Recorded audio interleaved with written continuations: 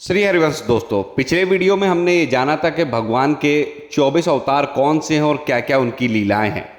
आज के वीडियो में मैं आपको बताने वाला हूं कि भगवान श्री वेद व्यास जी ने कई पुराणों और वेदों में पृथकीकरण किया, उसके बावजूद भी उन्हें आखिर संतोष क्यों नहीं हुआ।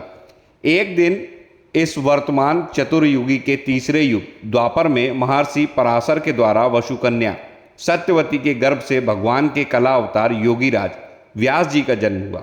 एक दिन वे सूर्योदय के समय सरस्वती के पवित्र जल में स्नान करके एकांत पवित्र स्थान पर बैठे हुए थे। महर्षि भूत और भविष्य को जानते थे, उनकी दृष्टि अचूक थी। उन्होंने देखा कि जिसको लोग नहीं जान पाते, ऐसे समय के फेर से प्रत्येक युग में धर्म संकरता और उसके प्रभाव से भौतिक वस्तुओं की भी शक्ति कम ज़्यादा होती रहती। इस संसार के लोग श्रद्धाहीन और शक्ति रहित हो जाते हैं। उनकी बुद्धि कर्तव्य का ठीक ठाक निर्णय नहीं कर पाती और आयु भी कम हो जाती है। लोगों के इस भाग्यहीनता को देखकर उन मुनीश्वर भगवान श्री व्यास ने अपनी दिव्य दृष्टि से समस्त वर्णों और आश्रमों का हित कैसे हो, इस पर विचार किया।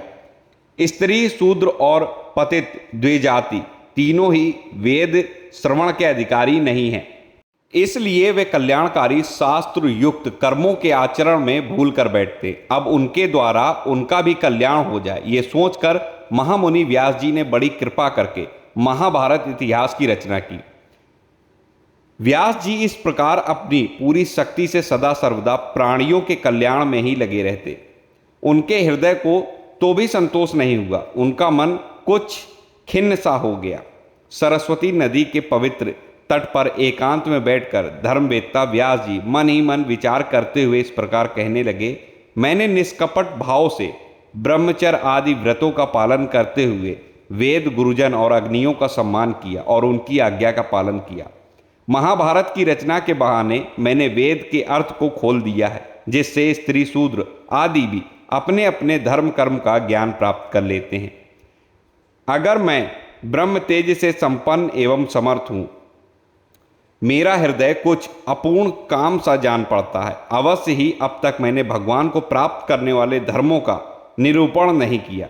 वही धर्म परमहंसों को प्रिय हैं और वही भगवान को भी प्रिय हैं। हो न हो, मेरी अपूर्णता का कारण यही है।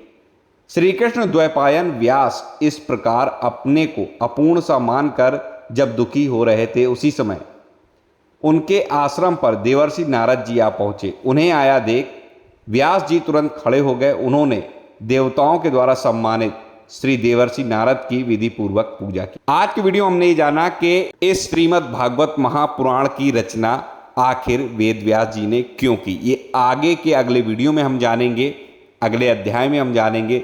श्रीमद् भागवत में आज इतना ही कि आखिर वेद व्यास जी असंतुष्ट क्यों थे महाभारत की रचना करने के बाद भी। मिलता हूं अगले वीडियो में नई जानकारी के साथ, तब तक आप सभी को राधे राधे।